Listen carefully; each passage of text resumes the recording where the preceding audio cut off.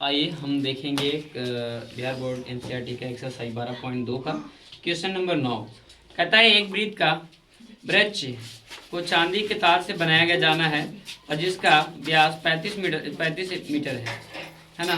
तार की कुल वृत्त की 5 व्यास के बनने वाले वृत्त प्रयुक्त किया गया है जो कि 10 बराबर त्रिज्यखंड में विभाजित करता है। जैसे कि आकृति 12.12 में देखिएगा दर्शाया गया है कि ज्ञात कीजिए। पहला जो है कुल वक्षित चांदी के तार की लंबाई है।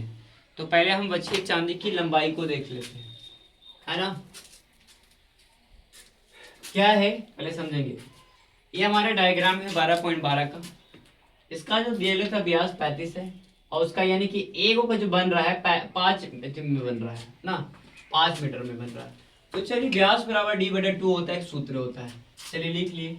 और कुछ नहीं तो हम ऐसे भी इसको करके लिख सकते हैं, लेकिन हमको ज्यादा जो जरूरी था हम व्यास को ऐसे नहीं भी लिख सकते और ऐसे लिख भी सकते हैं, दोनों में एक काम कर सकते हैं।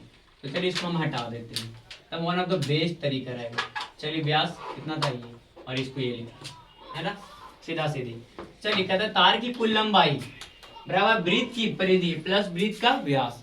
मतलब तार का जो लंबाई की बात कर रहा है और इसका व्यास की बात कर रहा है, यानी कि मोड़ जोड़ के कितना गोले छोटे गोले लड्डू जैसे जिलेबी के आकार की तरह दिख रहा है।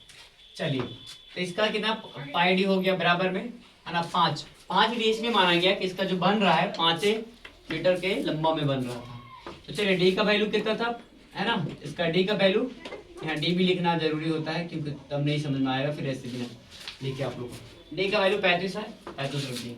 चलिए 22 का पाई का मान 22/7 और डी का वैल्यू 35। 7 बचे 35 काट देंगे, 22 गुना 5 बचा बराबर में इधर 5 गुना 35 है तो गुना करेंगे 175 आ जाएगा ये वाला। चलिए दोनों को गुना करेंगे 22 बचे 110 प्लस 175, दोनों को जोड़ने के बाद 285 आ जाएगा। तो हम ये हमारा ये फाइनल आंसर प्राप्त होता है। ठीक है, इस प्रकार से ये बनेगा। बाकी की वीडियो हम आगे आप लोग को देंगे।